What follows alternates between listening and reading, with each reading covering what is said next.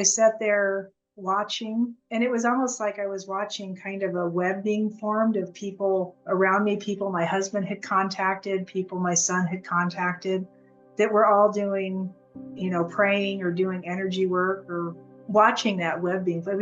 It was amazing. I have never seen anything like it before. The power and the sheer love that was coming off of that was so incredible.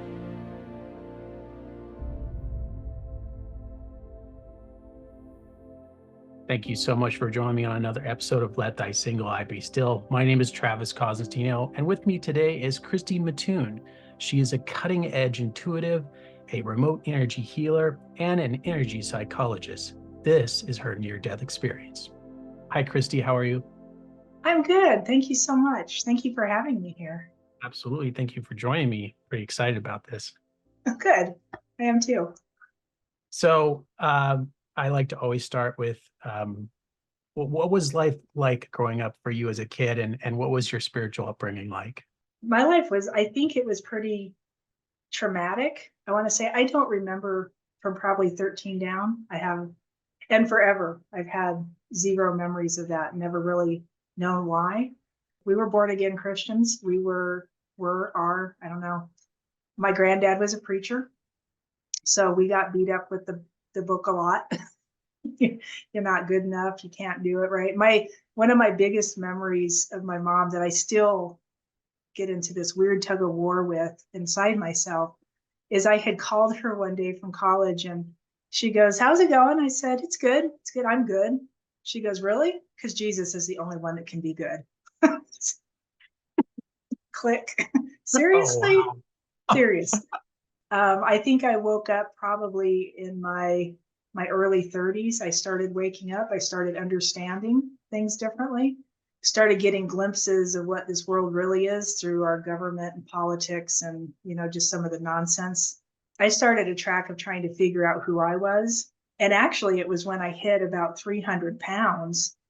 I was very sick, very overweight, very almost fighting for my life, Hashimoto's and asthma and all the diseases that went along with it. And set on a path to try and change that. And in altering my physical form, I found something inside of me that was, instead of my brain always screaming, "I hate you," all of a sudden I started hearing, "I love you."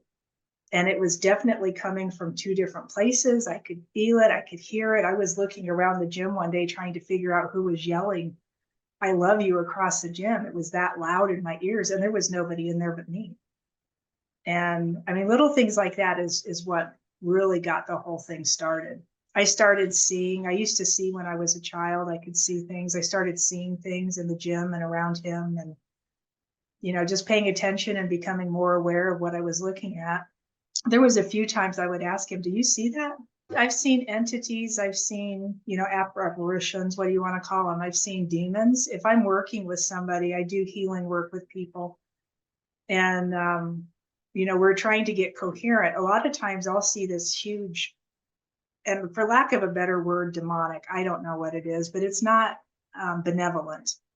These faces, we're trying to get into a person's heart, and these faces will pop up, and I'll just stop and, all right, we're gonna tell this to leave first, and then we'll come back to that and see, where we can get to. And usually when those things are gone, then all of a sudden the person's just like, "Oh, you don't even know it's there." You don't even realize, and whether it's a curse or an actual entity of some sort, some kind of spirit form or whatever it is that's stuck inside your system. If it's messing up your energy flow and you don't even know it's there, right? I mean, that's just an awful way to live.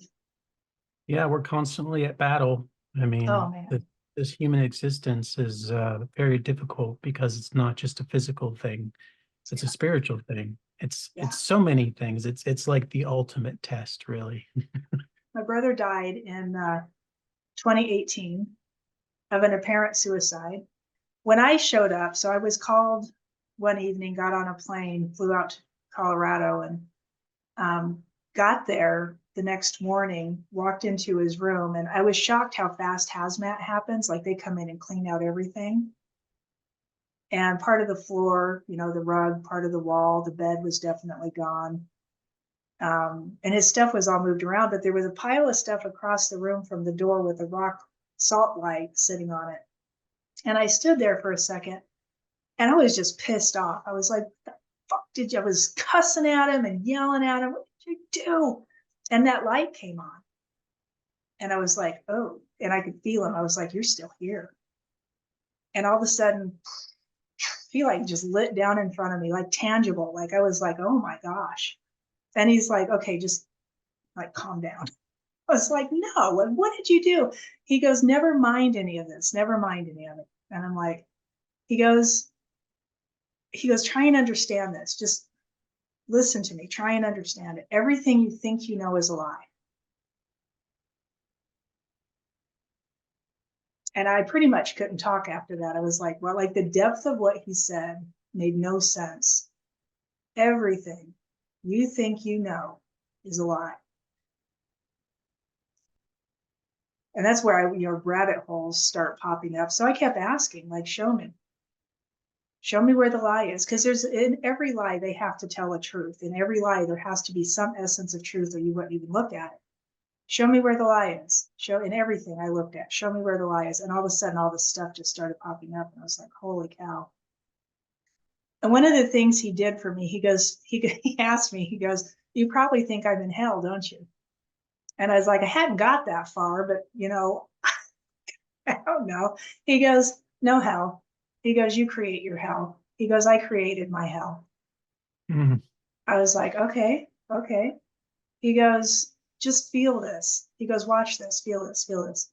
And it was like he put his hands over my head, or what should have been his hands over my head. And he just stood there. In life, I don't know that he was overly a spiritual person. But he remembered suddenly, my understanding of it was he remembered suddenly who he was from past iterations. And this one was just super, super tough. He put his hands over my head and he goes, feel this. And the energy that passed through me, I was just like, everything just drained out of me. All my anger, all my sadness, and I was just like, wow. He goes, that's what peace feels like. And then he was gone. But what led up to your NDE? I don't know. That was a really still kind of the scary part about it was I got up early in the morning, probably about 4 o'clock, and I always do. I was a pastry chef for years, so early hours, time to make the donuts kind of idea. I just get up when my alarm clock in my head goes off, and I would go sit and read or do whatever, and I did the same thing that morning. But at some point, I do remember getting up and going and shaking my husband's feet, going, I think I'm in trouble. I need more of my asthma. I'm an asthmatic for life. I've had asthma my whole life. Asked him to get me some more medicine for my breathing thingy. I can't think of the name of it right now. But he got up and did that. I apparently had wandered off while he was looking for that. And when he came back out, he said he realized I was in more trouble than I knew I was. So he called an ambulance. He ran and grabbed his phone and called the ambulance at that point. And what I found out later, what actually happened was both of my lungs had collapsed. And one of the attendants that showed up, one of the paramedic gals, she was the one that was trying to put the tube into my lungs. And she goes, it was like they were glued together. She goes, your lungs were pancaked and they were just glued together. We couldn't even hardly get a tube in there. So why did it happen? I have no idea. I have my thoughts. I actually, at this point, because it's been a few months, this was on December 2nd, this happened, have talked to one of my mentors, Grandmaster Wolf, and he explained to me what he thinks happened, which I found interesting. And it kind of coincided with what I had thought.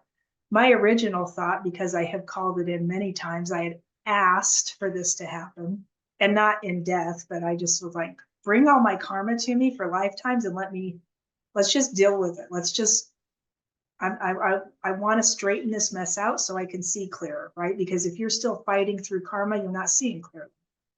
So I kept asking to bring it in, and I thought that's what happened was my karma rolled in.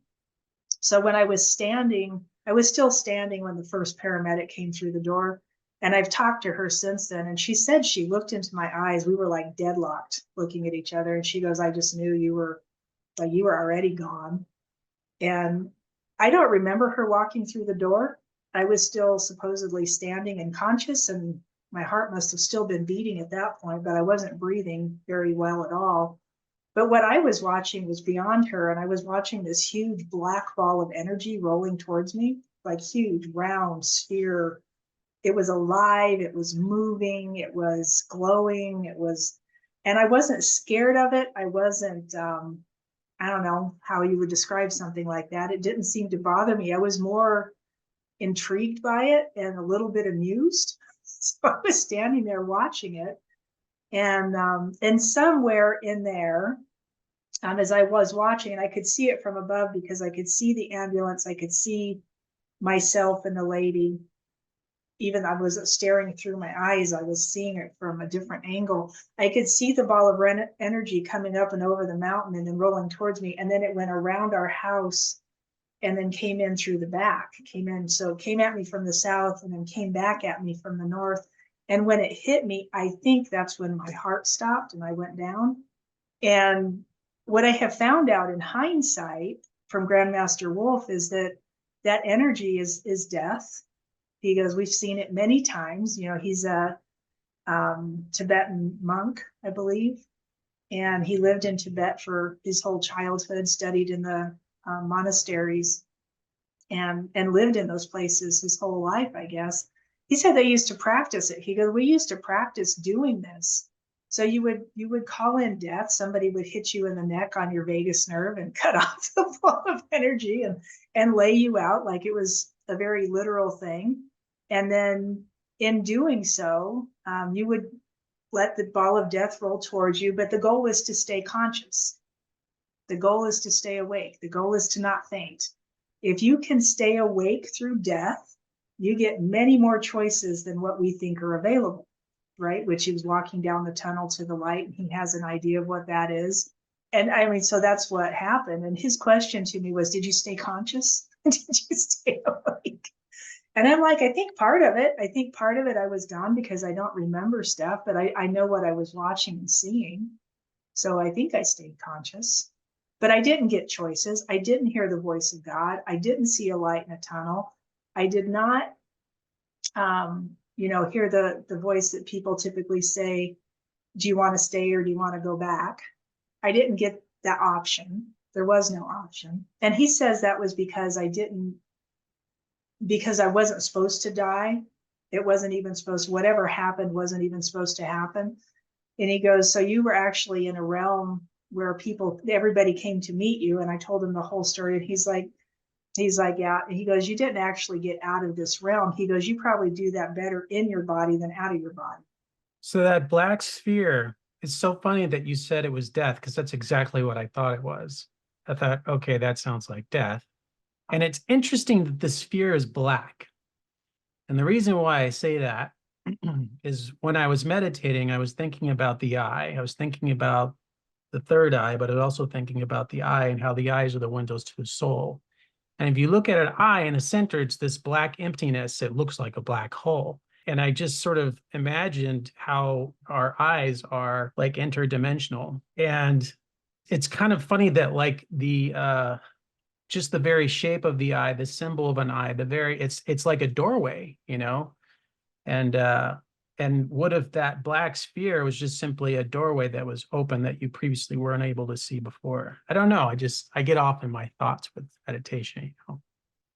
I mean, and possibly, I don't think it's something I could have jumped into because I've seen things before, walls open up and you can see into other spaces that, and it would snap. The second I put a lot of attention on it, it snaps shut. But I always think, man, I should have just got up and jumped. I should just ran through it to see. But that didn't feel like that. That didn't feel like something I could have gone through, right? Mm-hmm. Like from one space to another. It didn't feel that way. It was, I don't know. It was its own entity. It was its own energy.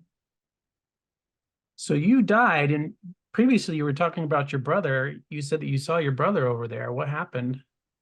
Yeah, so I saw the energy roll, got knocked out, all that stuff. The story goes that I ended up in the hospital, obviously, the ambulance ride, the hospital. I was in a coma for 3 days. So somewhere in that, before I woke up, I ended up in a place where it was just utter peace. It was just, the silence was amazing, but in the silence, you could hear everything.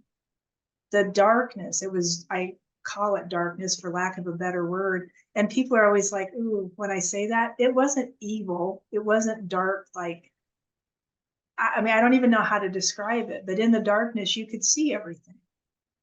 It was the strangest thing. And that's the only way I know how to describe it. There was like 3 layers of entities there. And one would be like my brother, showing back up, my mom, my relatives that immediately from this iteration that have passed were all kind of in that place. The ones I recognized, there was actually some I didn't recognize. There was friends that have passed that I recognized.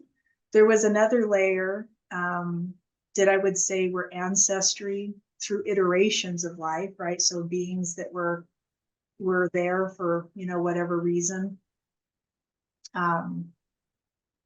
That were, I would have called ancestors. And then there was another layer of beings that I absolutely did not know. By feeling, they just felt amazing. They were incredible to witness. It was incredible to stand next to. But I couldn't put my finger on them. I couldn't tell you who they were. The ancestors, it's like, oh, they have a feeling of like lineage to them, even in past iterations. Like there were some that probably go way back that I can still have a feeling like I know you. I know I couldn't give you a name or something like that, but I knew who they were. And I could hear what I called the mumblings of that third layer, but I couldn't understand what they were saying. I just knew they were supporting me and holding me up in what was going on. And now that I've seen them, now that I've been with them, I can get back to them easier. I can identify them as that because I've been there, I've seen it. What did it feel like when you were there? Oh, it's just peace. The peace that passes all understanding. I have no other words for it. The peace was incredible. The piece was absolutely incredible. I found it amusing because my brother has shown back up to me in different ways, and my mother with all of her issues in life, both were there. Both were there. And it's like, well, why aren't you in a place that's holding you for hell? Suicide is supposed to be a immediate sentence to hell in the trainings that we were given. So if that was true, then why? And he was like, I already told you the answer to that. There isn't a hell. You create it. Like, go ahead, keep creating your hell. And I was just like, And so what happened next? I just witnessed that. I sat there watching, and it was almost like I was watching kind of a web being formed of people around me, people my husband had contacted, people my son had contacted, that were all doing, praying or doing energy work or whatever their thing was. I have a lot of energy workers that surround me that, we work together on different things, and watching that web being, it was amazing. I have never seen anything like it before. The power and the sheer love that was coming off of that was so incredible. You're the And second person I've heard talk about that web. oh my goodness, it was amazing. I actually had gone, after I got out of the hospital, I had gone over to the firehouse because we live in a little tiny town, and most of our guys are volunteer. It's a volunteer fire thing up here.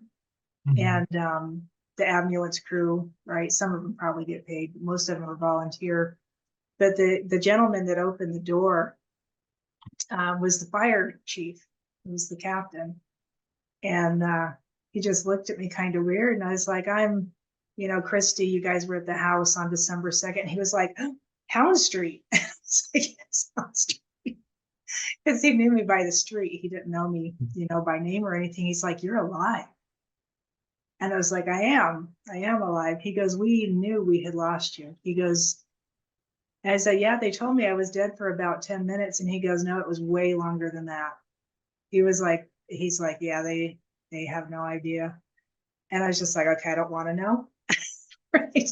Really don't want to know. He goes, how are you? And I said, no brain damage, no heart muscle damage, no, and my liver's still having a little bit of an issue because everything failed. Mm. But he looked at me and he goes, I have prayed for you every day since. I mean, it was so traumatizing for them, right? What I understood was because they were coming to a asthma attack. They were coming in to help a respiratory issue. And when they got there, it was like seconds and it had turned into a cardiac arrest. And so the fight, like it was very real, and very traumatizing for everybody involved, to which I just keep apologizing. I'm like, oh my gosh. But he goes, I've been praying for you every day. And I was like, I know, I saw you.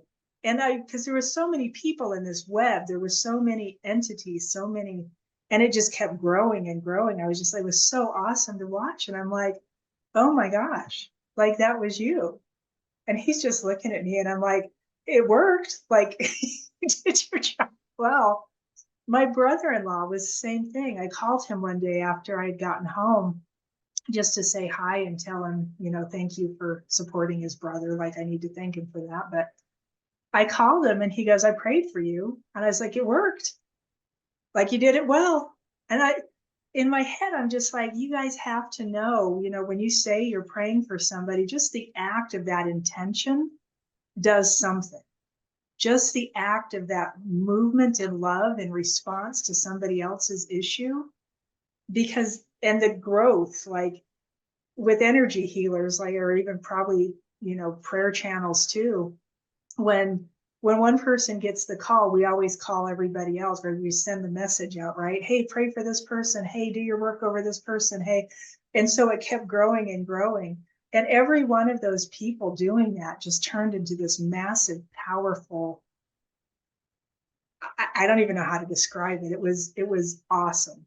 It was awe-inspiring. I was left amazed by it.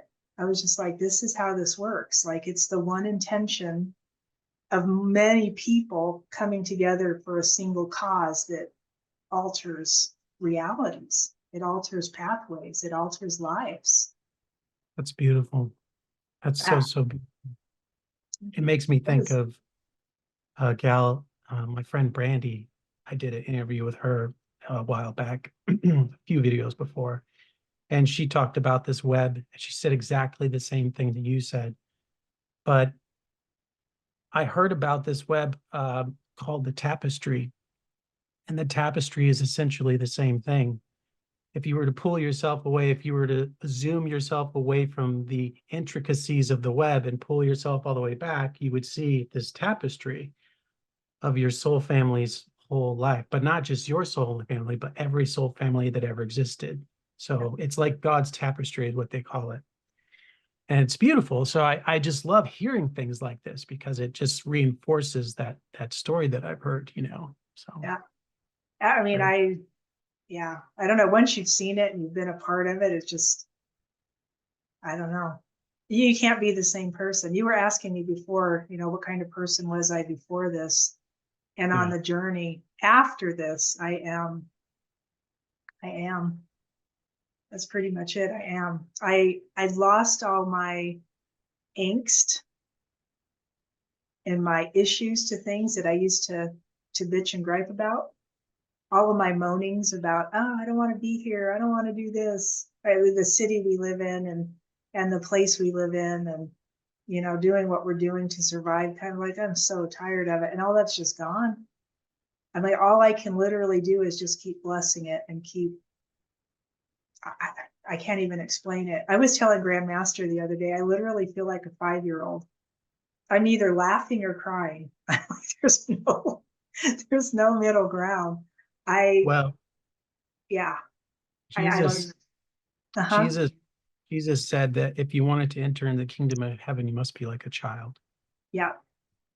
You must It's be an humble. interesting way to live, especially when you have no control over it. I mean, it's something you become and something you are instead of something you do. I don't know, right? We're interwoven for sure. All of the tapestry that you talk about is, yeah, and it's alive. It's a living tapestry. It's not just a hanging on a wall. It is a living tapestry. That's exactly right. And it's always formulating, it's always moving, and it's always changing, you know. It's beautiful. Yeah. And you know, that tapestry is us, you know, we're all one. We're all connected. Yes. Total agreement. Beautiful. I love that. Okay, so you see this tapestry, you see this web, and then what happens? What's next? Well, they started taking me off the fentanyl that they had me on to keep me in a coma, which I thought was weird. When I heard that, I was like, really? Fentanyl?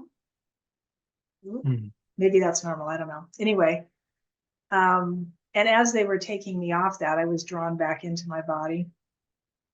And like my eyes were opening and closing. And I remember seeing the corner of the room, like you could see all the angles going into the corner. And I was like, and I could hear my husband going, "You're in a hospital." Because he saw my eyes opening and closing. And somebody had yelled, "She's waking up." And you could hear all these people coming in. The next thing I knew was I was sitting there, and a doctor literally got in my face, like he was right in front of me. And he goes, "You know, you were dead for 10 minutes. It's like, actually, I don't know that. So thank you for being so abrupt. And my husband was like, "Wow, how rude." Like, seriously? And he just started like yelling at me about how out of control my asthma must be. And I had some kind of allergy issue, but I had no allergy symptoms before this. It was just weird. But my husband said at some point, because I kept trying, I was motioning and I was still asleep at that point, um, motioning like I was writing something. So he stuck a piece of paper under it and a pen in my hand. And I was scribbling on these papers, and he goes, "You did about 40 of those. And then all of a sudden it started turning into letters and you were actually writing words." And I was like, seriously? So I have 4 of those papers floating around here somewhere that actually had coherent sentences and questions on them. Interesting. I was telling him about the ICU nurse. So I knew at some point, some part of me knew that I was in there, and I knew the guy's name because I wrote his name down. And I said, "Remind me to tell this guy thank you. He's been amazing." He was like the coolest dude. And then at some point I had written to him, I asked him, "Am I like fasting? Are they feeding me somehow? Do I need to prepare my mentality for fast?" He was like, "Seriously? You are so weird," Mhm. like asking these bizarre questions. And but there was 4 pages of that kind of stuff, just, telling him I loved him and letting him know that I'm okay. Like, I'm really okay. This is fine. I'll work my way out of this. Yeah. So bizarre. What's going through your mind? You know, you're changed now, you're healed. What happens? Well, so, I mean, healing is an interesting thing. The only thing I struggled with physically was my rib cage. They put something on me called a Lucas machine. Mm. And they don't tell you about this in the doctor TV shows and movies. Nobody seems to know about it except for the people who have to use it, which I find interesting and strange. I actually educated a guy who teaches CPR to other people on this because he's a good friend of mine. Actually, he's her husband. And he was like, "I have never heard of this thing before. What are you talking about?" And I'm like, "Yeah, they don't use the little electronic paddles that go ka-ching and just magically bring you. It doesn't work that way. If your heart's already stopped, you either get somebody doing compressions, just hoping that something kicks in, or you get the Lucas machine, which is a device. It's kind of this clamshell thing that fits over your chest, and there's like a plunger that goes right in the center of your chest where your heart is, and that thing hits you 120 times a minute, either until they decide, okay, she ain't coming back, or your heart starts beating again, and they can hook you up to other things to keep you alive. So I was lucky. Our little tiny fire department up here just happened to have a Lucas machine, and they got that sucker on me pretty quick. I guess I was 5 minutes with nothing, and then they got that on me and started. And he goes, "At least your blood was circulating." He goes, "It was a 30-minute ambulance ride to the hospital with no heartbeat." So like we started getting oxygen in there. There was some oxygen moving, but that thing was beating your heart for a while. Wow. Yeah. Wow. Lucas Okay. machine. Yeah. Google that one. Look that thing up on YouTube and Hence why holy that cow. firefighter was shocked that he saw you standing on his doorstep.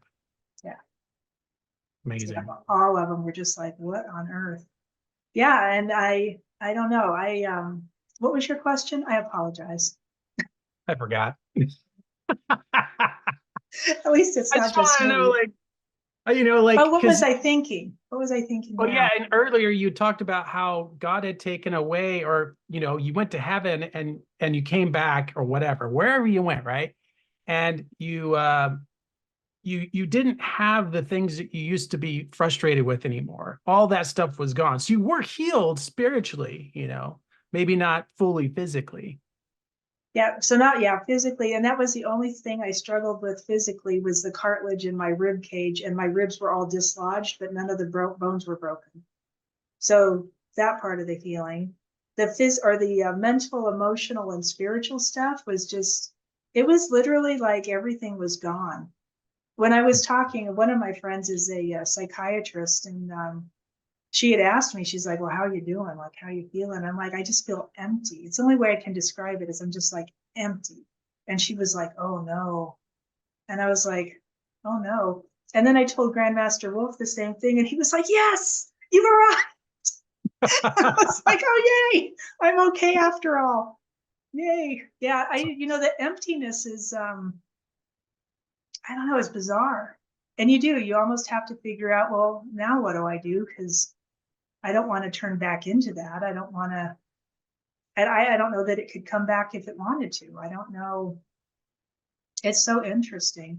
I saw, we had a bag that came back with us from the hospital, and I don't remember how everything got back in the house or any of that kind of stuff because I was just kind of going through the motions. But at some point, my husband picked up that bag and ripped it open. It was just like a grocery bag. He ripped it open and he's like, what the heck is this? And he held up this shirt and this pair of pants, or my pajama pants and my shirt. And I'm like, who tore up my pajama pants? They were my favorite pajama. I'm like, who did that? And he's like, oh my God. He's like, this is when they had to like cut everything off of me. Mm. I was like, that startled me. That one made me go, oh geez, like that was real. That was holy crap. So yeah, I don't know. You just kind of you see it and you just let it process through you. I there's like so many ways, levels of interesting things that have happened. Putting things in your heart to process it is real. Even if they're bad things, people are like, I don't want to put bad stuff in my heart. Yes, you do. Your heart's a transducer. It will alter the form of whatever you're sticking into it, into attributes of your spirit, which are attributes of what you're calling God, right? Peace, love, joy, happiness, love, love, love, love, love, love. Oh, I can't say it enough. Your heart will change that bad thing into that form of what your spirit is, what your spirit instinctually is. So like seeing the clothes, and I was like physically moved by that. I was just like, oh my gosh. And immediately just stuck it in my heart and let it transform back into peace. Right. So I don't have to deal with any aftermath or any struggling or fights with it. And you understand your spirit is that. It's not something you do.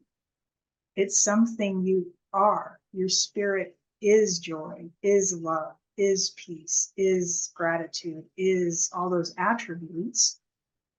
And if you stay here, all of a sudden you start to recognize that's what I am.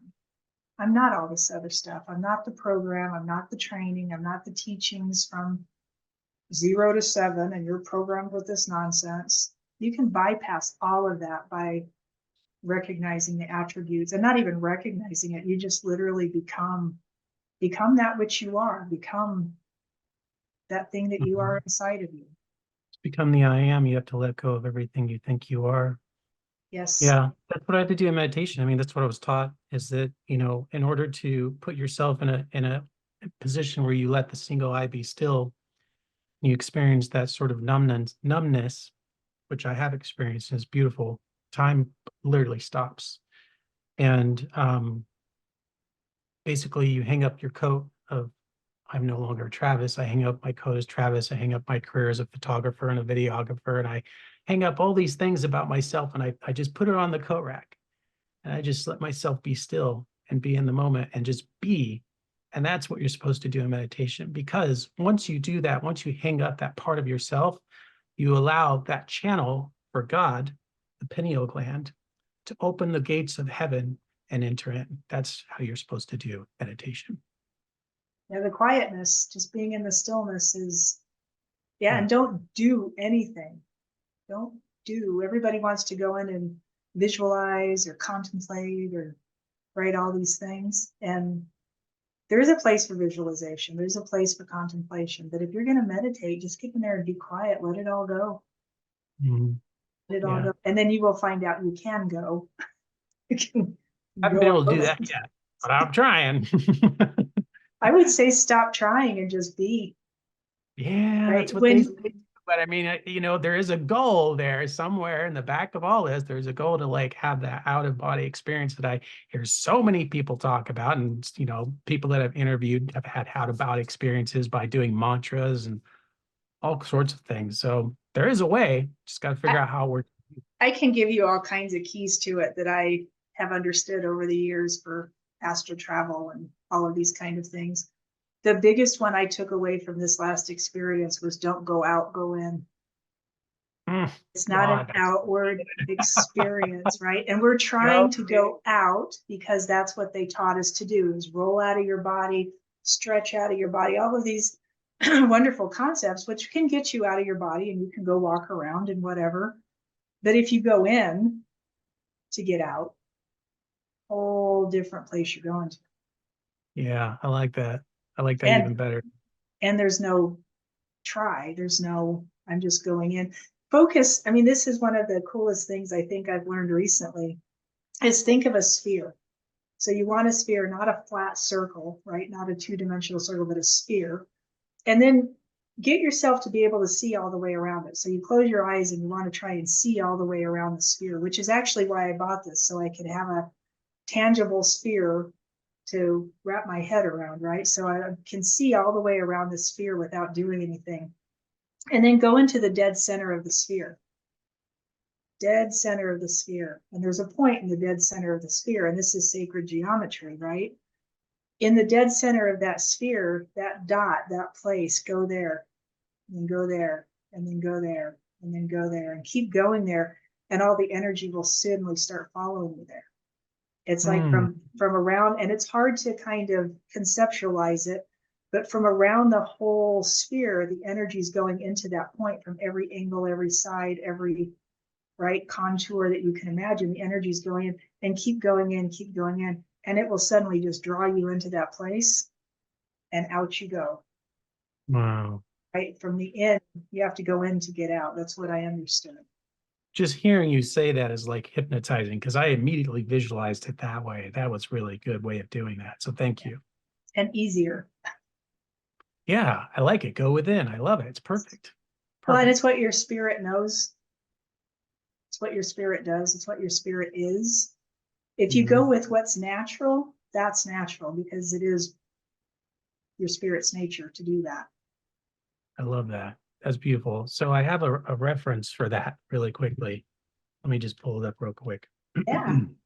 I don't know that I can really call myself a Christian because I look outside of things that Christians don't like.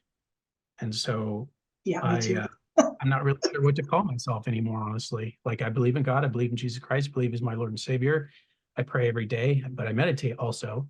And there are some very specific verses in the Bible that talk about the importance of meditation. And so let me just pull these up. So Luke 11:34. The light of the body is the eye. The eye. Therefore, when thine eye be single, thy body is also full of light. But when thine eye is evil, thy body is also filled with darkness. And that's basically my thing, you know, let thy single eye be still. That's my favorite quote in the Bible because that is meditation. And then the next one, Luke 11:52, woe unto you lawyers or liars, for you have taken away the key of knowledge.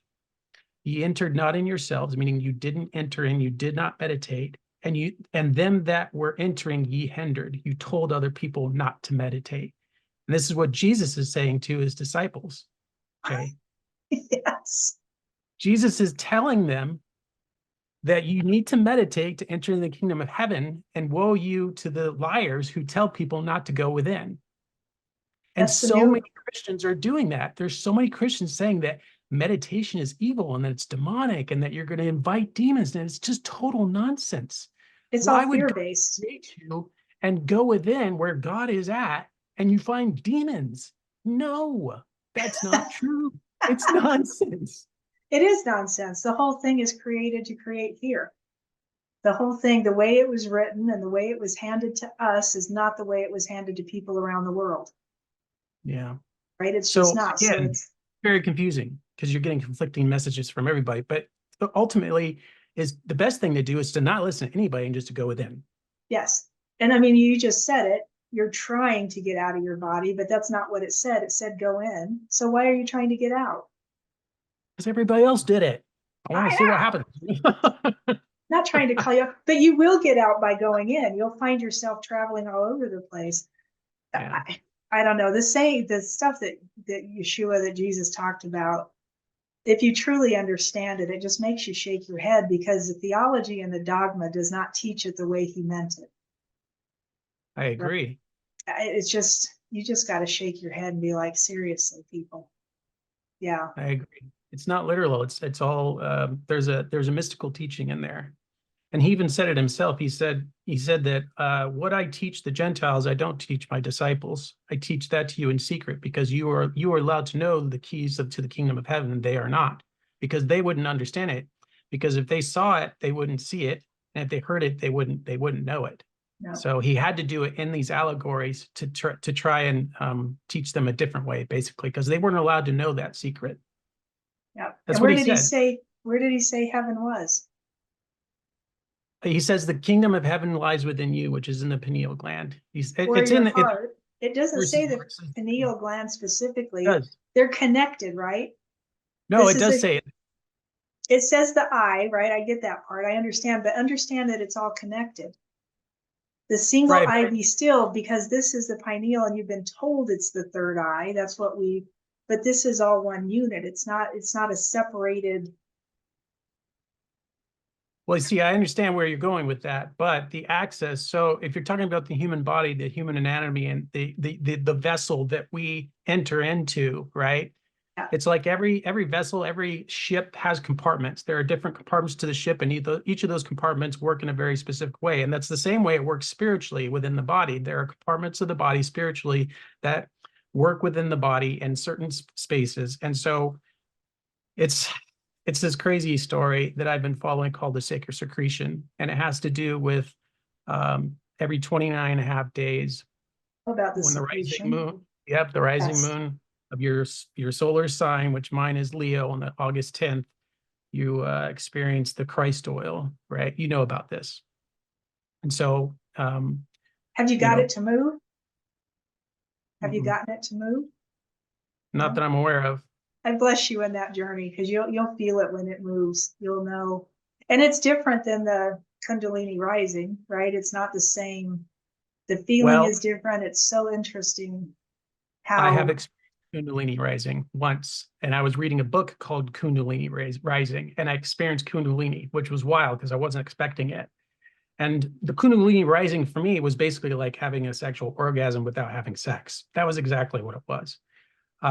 But this sacred secretion is different, and I'm not sure how different it is, but I haven't experienced it. But I have a personal friend of mine that has experienced it, and he is seriously like the closest I would consider anybody to be to Jesus Christ. He's not Jesus Christ, but he's damn close. He's a really good person. So yeah, I very much trust that person. It's just so confusing because people say that the Holy Spirit is the same as the Kundalini spirit, and I'm not really so sure about that. I don't think It's so. very confusing, you know. I think your Holy Spirit is your spirit. You are the Holy Spirit. Yeah. Well, we'll see. I haven't figured that out yet. And But you will. The movement of that oil, when you feel that, it's like really cleansing. It's just a really cleansing. I mean, I can't even to describe it. I don't know how your friend describes it, but you can feel it running down your spine. You can feel the movement of the oh, I've not been able to feel that. I did the fasting for 3 days. I did the prayer meditation, but I didn't feel anything. And unfortunately, I did it wrong because prior to the 3 days, I had this big fat like bean and cheese and chicken burrito. It was all greasy and fat, and it was amazing. But it messed me up for the 3 days that I was fasting. It was just buried in that stomach. It wouldn't come out. I was like, oh oh man, I no, really ruined it. that's hysterical. You'll Yeah, get it. so You'll get it. lesson learned, you know. But I would say everything that they teach you how to do it, there's an easier way to do. That's part of the everything you think you know is a lie. If you think you've got this and they think they know what they're doing, my guess is they learned it from somebody who has it have it skewed from part of the lie that was right. And it goes on for eons. This has been going on for a long time. So if you set it all down and just go inside and ask your inner spirit, ask, how do I make that oil move? I want to feel that. How do I, and you might well, not get God a knows. That's process, all I right? talk about. So he knows what's going on. I mean, there's no I would go secret. ask, be very specific. I want the oil to move. Let's do it. You're right. I'll pray Do on it. that for sure. Make it Well, move.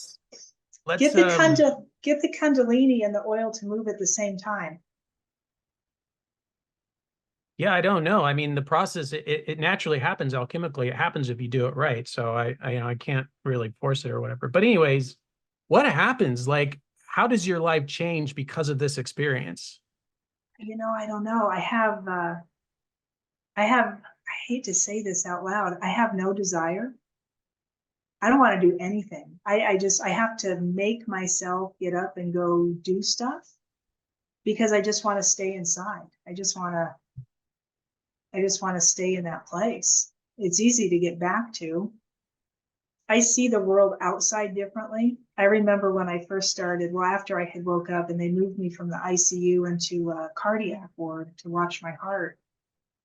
And I called a couple of my friends and I was not expecting this at all. I was not expecting any of this, but I heard their voices and just started crying. It was like, oh, like weeping, crying. Like I couldn't stop listening to them. And they're like, what? Like, should I call the nurse and get you? And I'm like, no, I'm like, I don't know how to even talk to this. It sounded like angels singing. Just the sounds of their voices were so, I was just like, oh my gosh, like it was amazing to me. I was just like blown away hearing their voices.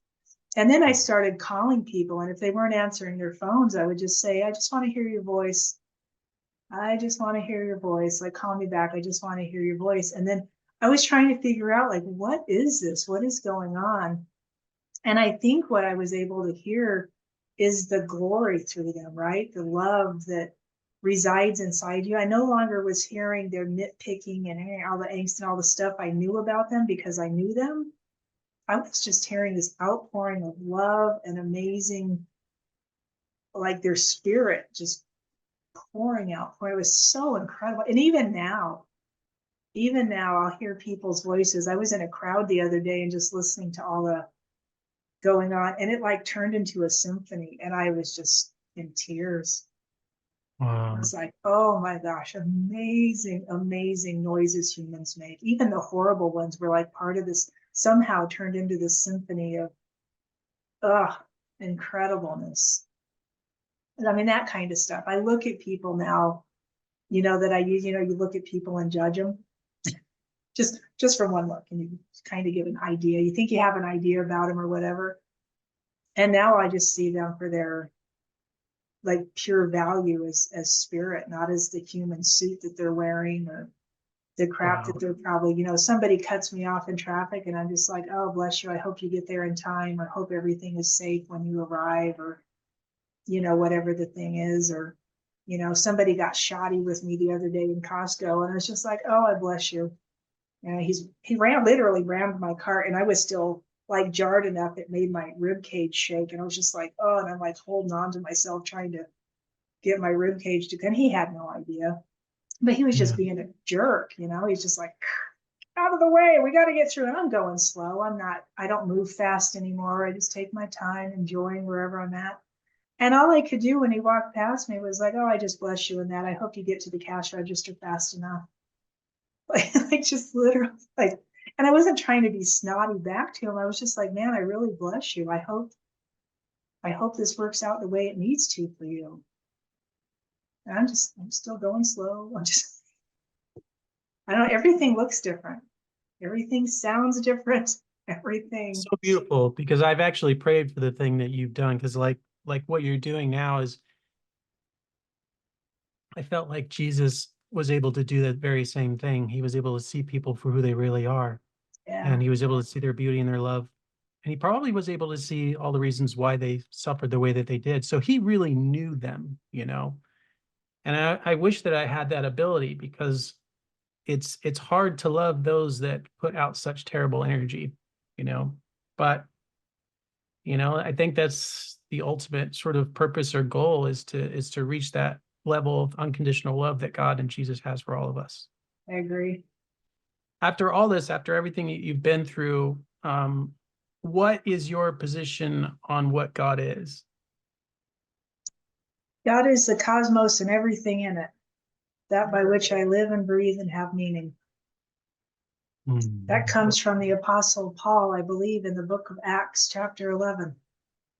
He was talking to the Athens, and they asked him, what is this God you keep talking about? And that was basically his response.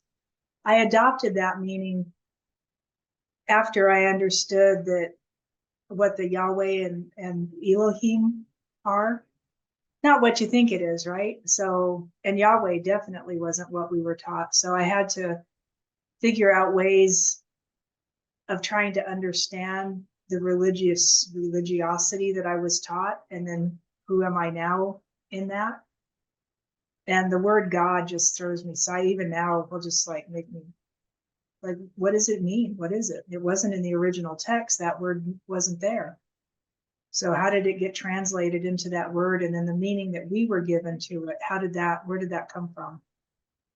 And in that, I understood what was said in the book of Acts. It's the cosmos and everything in it, that by which I live and breathe and have meaning. It's the energy that all of this is made out of. We are made, there's nothing different. It's all the same energy. We just weren't taught it that way. We were taught we were cells and organs and matter. And The cosmos is astrology, right?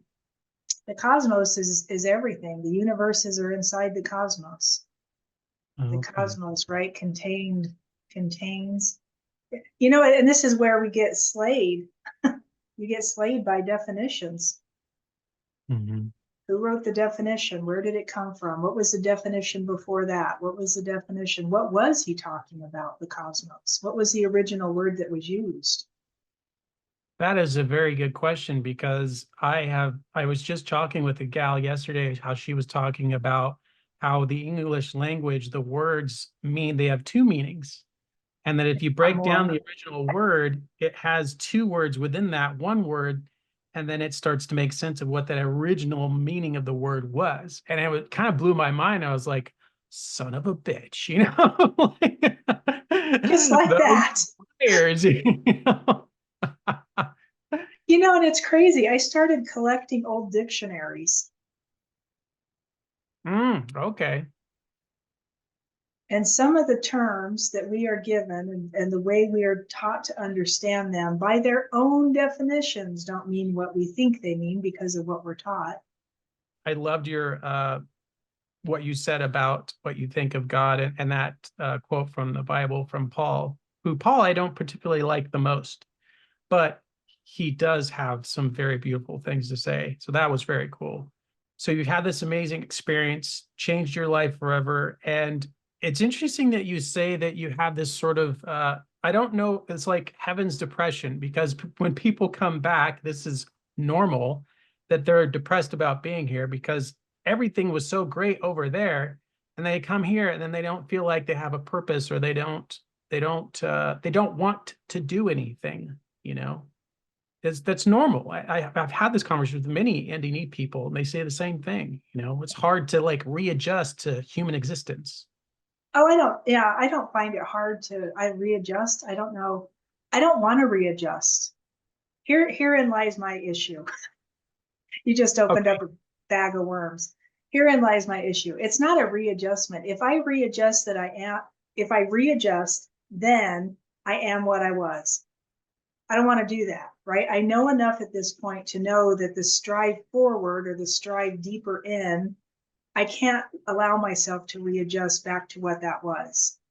I don't want that anymore. I want to keep allowing the newness that I have found to, right, keep growing and keep opening. I mean, so you Yeah. can call it depression. I don't call it depression. I call it it's a new inner way of thinking that I've never had the opportunity to look at before. And now that I have the opportunity to look at it, the only way you can sit and be with it is to get still and go inside. And if I have to go out and do something, I don't want to go do it because I want to be here. I want to be discovering more of this. And I find it fascinating. I also, though, find it fascinating when I do go out and do something, whatever, be with people, listening to their voices, even if they're angry, like listening to the tones, listening to the quality. It's so interesting to pay attention to. Wow.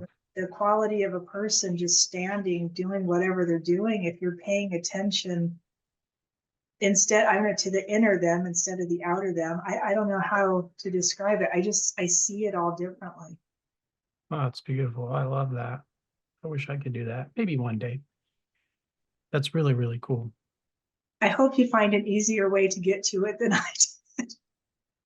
It seems to be everybody's got to die to get there. So The death experience. Yeah. Just to have the experience and come back and be like, oh, wow, you yeah, can actually do that. So, yeah. yeah, that's amazing. So how does this all lead into what you do now?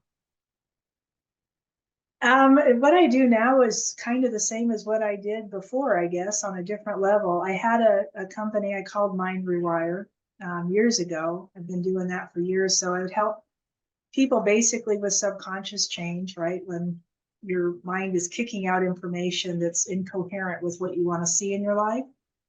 And so I would help people in the subconscious, changing using whole brain states and heart coherence. And then I recognized if you got totally coherent, so heart coherence usually is just heart brain. And so then we took it to the gut. I was shown by an angel to form your gut of the changes because there's neural information in your gut also. It's not just your heart and your head. So you have to get it all in alignment. And that was when everything just turned into one. It's like one organ instead of three. It's one thing instead of a bunch of, you call them compartments earlier. I just don't see it that way. It's all one thing that works functionally. We were taught it as compartments, but it's all one thing that works together, in my humble opinion. That's And true. in that's what I teach people, is how do you get into your heart? How do you push the past aside and push the future away and just get into your heart and be in the present moment? And then I help them find their spirit so they can actually touch that part of them. And because once you've touched it, you can't untouch it. Once you've been there, you can't undo it. And most people are just like, oh wow, the peace, right? People call it freedom, they call it peace, they call it a calmness, a stillness, I don't know, the unconditional love that starts moving. You can't be the same person if you keep putting your awareness there, keep bringing your focus back. You can't be the same person. And so I usually challenge people, do this for 2 weeks, do the thing I'm showing you for 2 weeks, and then see who you are, re-diagnose yourself. See, I because love in 2 weeks you'll be different. If you truly practice it, you can't be the same person. that's beautiful. So that's what I show people. I was shown after a screaming match with Jesus one day, because I was angry, that he said we could do greater things. I'm like, where are they? I want to see the greater things. I want to see them now. Where is that? What is that? And I was fighting with some stuff internally that I just couldn't figure out how to process, no matter what method I used. And I have a lot of them on board. I've done a lot of certificate stuff in this kind of area. And this angel showed up. I just like, here, do it like this. Let me show you. Let me show you how this really works. And I was Wow. like, serious. And it was so easy. And it was just mind boggling because it was all inside you. Had nothing to do with somebody else helping you or somebody else showing you. Although I do show it to people. But once you know how to do it, you don't unknow it because it's just part of your system. It's like It riding a bike. rocked my world, taking neural information from your brain and depositing it into your heart. So your heart could do its work, right? Your spirit's peace, love, joy. So that's what it turns into because your heart's a transducer. It transduces the information. Now all of a sudden the anger in my heart and here is peace. And I'm just like, I can't even get mad at that thing anymore because effectively gave it to my spirit, right? That's one way to say it. But then the angel said, now take it to your gut. Whatever this felt like this here, now it feels like this here. Now put it in your gut and see what it feels like. So I'm basically telling you how to do this. So play with it. If you get it, play with it. Your gut will only do two things. It will tell you to run, fight, or freeze, right? It'll give you fight and flight, or it'll tell you you're fine, everything's okay, and it'll give you another layer of peace.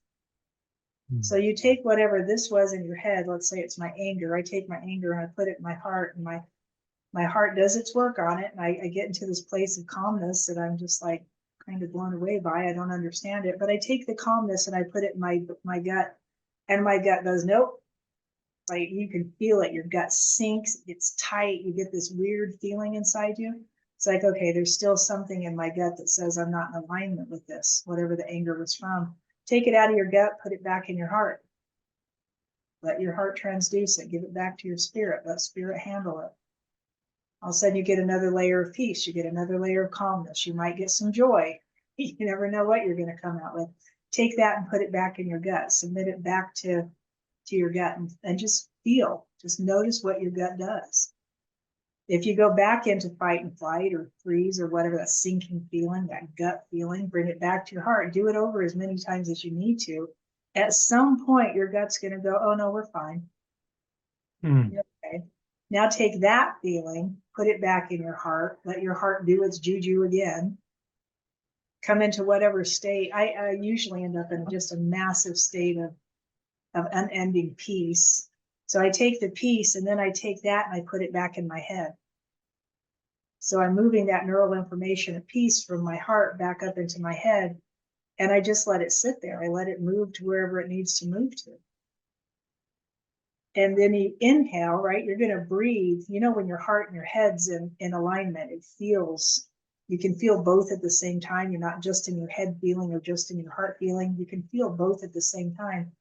All of a sudden the energy will just shoot through you and you can feel all three at the same time in total alignment. Wow. Everything has the same information. It has the same understanding physically and spiritually, right? Which also means mentally and emotionally. It includes everything. And you're just like, now what? Now what? Now what? Now, how do you walk in this? And I always tell people the same thing.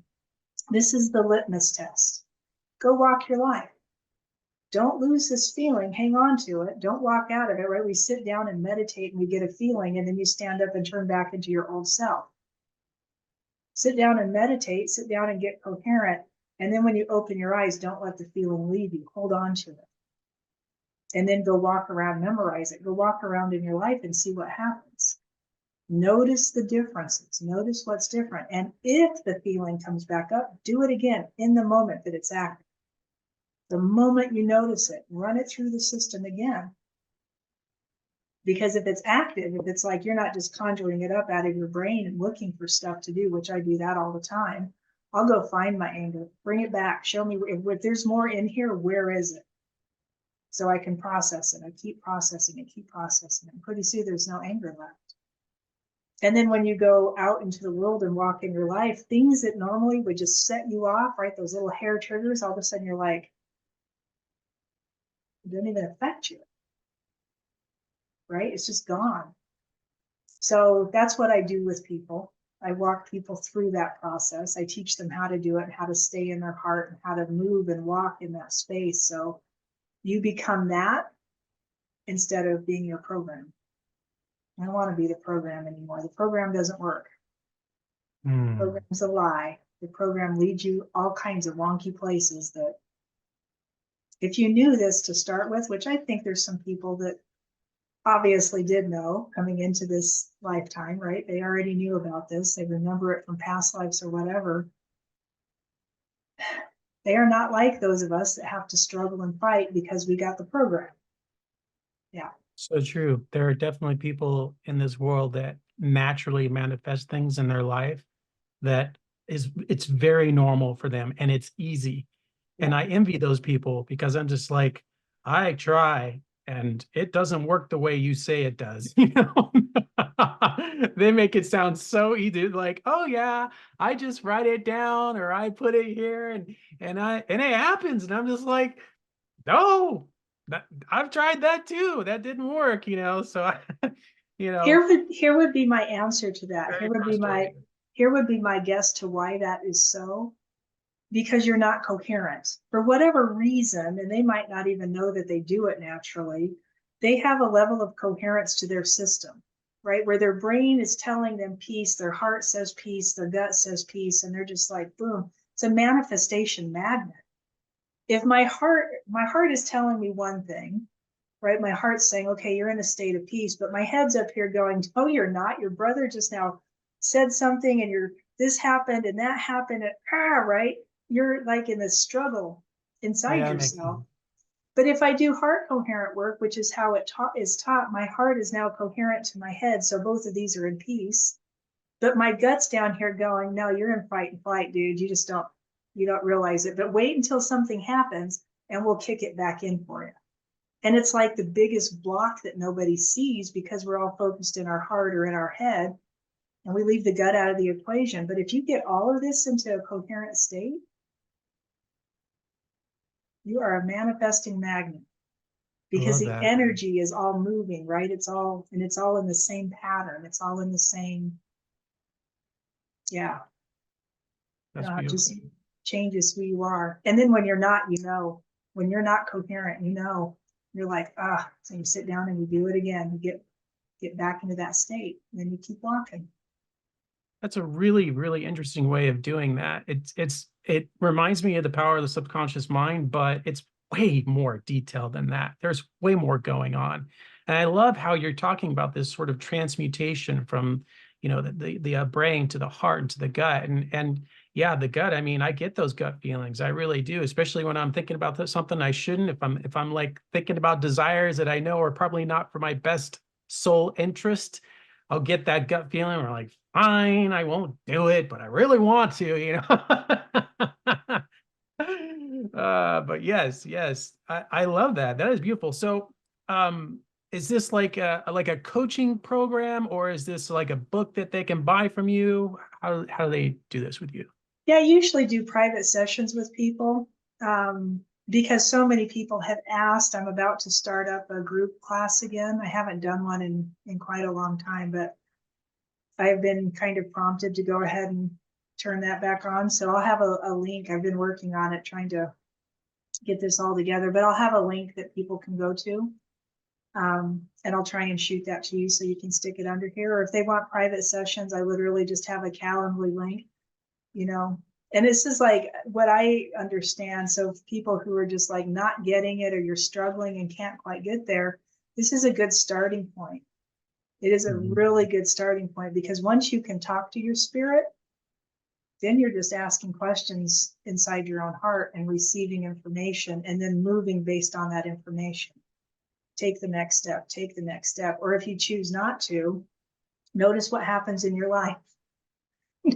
Notice what goes on when you choose not to, right? The incoherence just kind of shows right back up. So, but they can contact me through that Calendly link. I can give that to you. And as soon as I get my website back up, I would throw out, I've done this with a few people recently. If you're interested, we can do another one of these at some point. and literally go through heart coherence and kind of do a mock session, or I can just do a session with you live that you can, yeah, make it into something that you don't mind sharing with people, and we can walk them through the process and show them how to do it. Well, that would be cool, but I don't know how that would benefit you if people knew how you did everything. Because that's the way spirit works. The longer people hold on to their hidden teachings and their secret skills, the more humanity is just struggling and fighting. I was told to throw it all on the table. Okay. Throw it all on the table. The people that need help are going to come regardless, right? The people that are truly like, I don't get this. I can't feel my heart. I hear that all the time. I don't feel anything. I don't, right? Whatever the thing is, people are going to show up no matter what. The ones who can take the information and just use it and run with it, here's what I say to them: turn around and teach it to somebody else. Turn around, and I mean, I don't know what to say about it anymore. The information on my website's literally going to be a series I did a number of years ago, teaching people how to do this. And I'm just going to throw it on there to, here, watch this first, and then if you need to call me, call me. Right? Get the information, start practicing it, start being in it. Because I think all this hidden information has gotten us to the point that we're at now. You know, we're all here for a reason, right? And you died, you went to the other side, and you came back. So you're here for a reason. What do you think that purpose is? To teach. I'm a teacher. I've been a teacher for years. I was told by somebody that Grandmaster Wolf, actually, he goes, we've known each other for a long time. And I was like, yeah, I get that. And he goes, you know, I think it was 1066 or 1099. I forget the year he was saying. I was just like, he goes, you were doing this then. You got to remember, you had a handle on it then. You knew. And in all the wonkiness of the world, right? We're poisoned around every corner. Those poisons take it out of you. The system, the lies itself, you have to learn how to discern. I heard this the other day from an angel: quit trying to discern everything.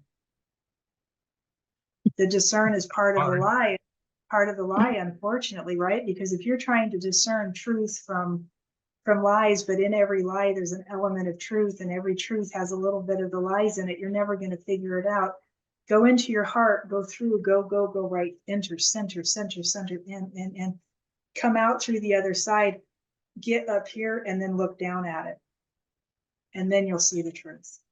You'll know the truth. There won't be, that's all you can see is the truth. So funny when you said that, I just visualized a angel smack me on the back of the head and said, I told you so.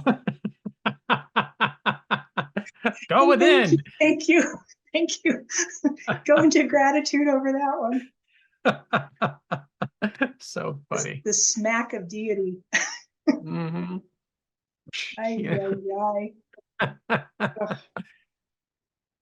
I really think it's that easy. I think all the stuff we have been taught has just diluted it and made it so hard. And so how do you unravel it? I think that's how you go into the center, keep going, go in, like the focus. This is why we have these. How do you teach somebody how not to focus? Put one of these in their hand from a really young age. A black mirror. Yeah. Yeah. I just learned that. I think it was yesterday.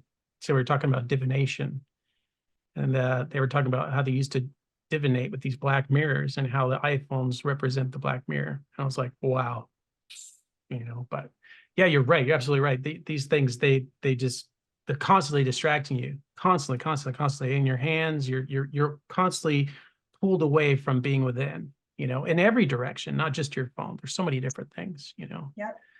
So, but I think it's by design. I think they're designed that way. Oh yeah. Oh, hardcore. They knew what they were doing when they did all this. This has been in the plan for years. This isn't new. Yeah. It's just part of the plan, and they're just following through the sequence, right? The 2030 agenda. Have you looked at the book Klaus Schwab has on Amazon? I know all about it. Right? The plan has been the plan for it, and it started a long time ago. Yeah, A very long time. How do you confuse humanity? How do you confuse the beings that are so close to God that they can no longer touch that? Yeah, you're right. All right, well, we're not going to go down that rabbit hole. Although we could. Yeah, this has been a real pleasure. I really enjoyed talking to you. Oh, thank you. I appreciate it. Likewise. Likewise. Absolutely. And I do look, what? Go ahead. I was going to just say, you kind of have this Jesus look about you, so it's kind of mesmerizing. I will take that. He's a good looking guy, so I'll take that. Thank you. Yeah, like I said, it was a pleasure to be able to chat with you and to know your story and to hear your amazing near-death experience, but also just your life experiences and everything you've been through and with your younger brother and all these things. I mean, this is a profound life experience. Absolutely. That's amazing. I'm so grateful. And I look forward to being able to do that session with you that you talked about. Awesome. Yeah, it's my privilege, my honor. I would love to do that. All right. Well, then in this moment, I say goodbye and I'll see you around. Right. Thank you so much. Bye-bye.